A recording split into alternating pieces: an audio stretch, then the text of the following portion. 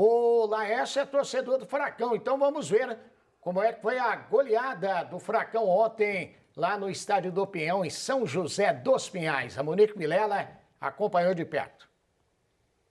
E aqui em São José dos Pinhais, chuva de gols. O Atlético goleou o Independente São Joséense no jogo de ida das quartas de final do Campeonato Paranaense por 5-2 e largou muito bem nessa fase mata-mata da competição.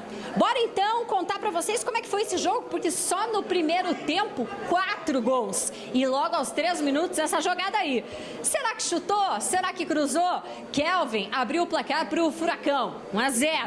2 minutinhos depois, ele apareceu, aquele elemento surpresa dentro da grande área. Vocês não estão vendo errado não, é o Zé Ivaldo, zagueiro. Empurrou para o fundo das redes, 2-0 para o Furacão. Que começo avassalador. Um golzinho do São Joséense aconteceu aos 44 minutos do primeiro tempo. Um gol bonito do Ricardinho. 2-1, mas não deu tempo não nem de lamentar. Olha essa jogada do Pablo aos 46, é o artilheiro do Campeonato Paranaense. 3-1 para o Furacão no finalzinho do primeiro tempo. Bom, vem a segunda etapa, um calor danado em São José dos Pinhais e o Atlético acaba aí, de certa forma, caindo um pouquinho de produção. Mas quem disse, né, que os gols não iam sair? 14 minutos do segundo tempo, mas que golaço de Vitor Bueno, de perna canhota na entrada da grande área, 4-1. Ainda teve um gol do Elisol, acompanhe aí um vacilo dentro da grande área, 4-2 para o São Joséense, mas deixa eu fechar essa notícia, né? Na verdade, esse momento de gols aqui no estádio, porque tem mais um ainda dele, hein? Seleção brasileira, Vitor Roque nos acréscimos, pênalti, cantinho baixo, direito do goleiro que quase pegou, mas não deu para o Gabriel, não. 5-2, placar de ida aqui em São José dos Pinhais. O Atlético pode perder até por 2 gols de diferença a partida de volta, que segue adiante na competição.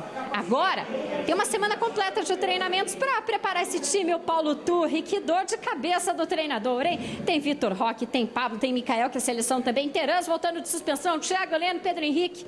Fala pra gente sobre isso, Turra. Cada jogo é uma história. Cada jogo se encaixa dentro de comportamentos, cada jogo se encaixa dentro de uma característica do jogador. E eu prefiro muito mais estar nessa situação do que se eu estivesse lamentando, mas não tem opção, mas tem esse jogador machucado, mas tem isso, aquilo. Então, como eu falei, eu sou um treinador feliz, o Atlético me dá essa estrutura para eu ter esse time realmente de excelência, que entra um, sai outro, entra outro, sai um, suspenso cá, machucado cá, quem está entrando está dando conta do recado. E vale muito, muito importante a gente ressaltar que é o início do trabalho, que é o início. Hoje nós estamos fazendo a 12ª partida do ano, é o início do trabalho. A gente vai encontrar muito mais dificuldade pela frente, mas automaticamente com esse rendimento que a gente tem, com a cultura do vencer, que a gente todo dia fala dentro do vestiário, automaticamente a gente vai estar também mais preparado para as dificuldades que no futuro vão aparecer com muito mais intensidade. Bom, história contada por aqui e o Atlético largou e muito bem nessas quartas de final do Campeonato Paranaense. Agora é uma semana de muito trabalho para dar sequência na competição. Partida de volta no próximo domingo, lá na Arena da Baixada, 7h30 da noite. É isso aí, Monique Vilela. Monique se molhou ontem também lá no Estádio do Pinhão. Pegou chuva lá ontem, Marcelo? Na cabine é mais tranquilo, né? O nosso problema foi Mas durante o jogo foi mais calor do que chuva o problema, né? Não, estava muito quente. Mas daí o Nélito jogou água em todo mundo lá, derrubou copo. É uma festa. Acabou com a escalação do Valmir. Eu só, Nélito, contei pro teu chefe que você tá derrubando água. Mas ele derrubou na escalação do Valmir. Daí ele já tinha derrubado a dele. Não, né? daí derrubou. Daí ele olhava pra minha letra, às vezes nem eu entendo minha letra, mas ele decorou bem o nome dos jogadores, que acertou tudo direitinho. Foi um jogão, hein? Foi um jogão de bola, Gil. O Atlético é superior, Gil. Não tenho dúvida quanto a isso nesse confronto com o São Joséense. Porém, o São Joséense é um bom time, é bem treinado. Realmente, o Zé Roberto é bom treinador e faz do que é possível. Agora, a diferença técnica é muito grande, Gil, e para mim, teve um ponto fundamental. Com 5 minutos, Osmar, o Atlético estava ganhando de 2-0.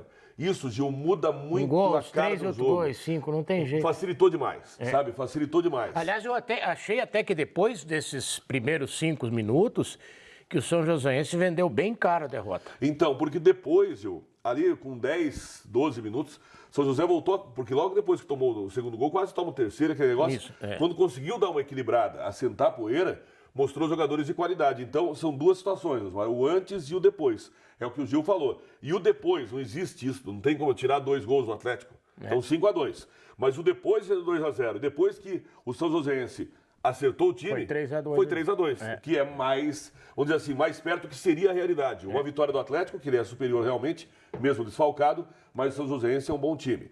Está definida a situação, agora né? Eu não tenho o que fazer. O Atlético já está na semifinal. O Atlético já tá na de todas as disputas, todas as disputas, para mim, é a que está definida. E é muito bacana, assim, falando agora pelo lado, independentemente de ser o Atlético Paranaense, vai ser valores assim como o Pablo, o Fernandinho, o Vitor Roque, que é seleção brasileira, o Canóbio, que é seleção uruguaia, lá firme, jogando com o estádio...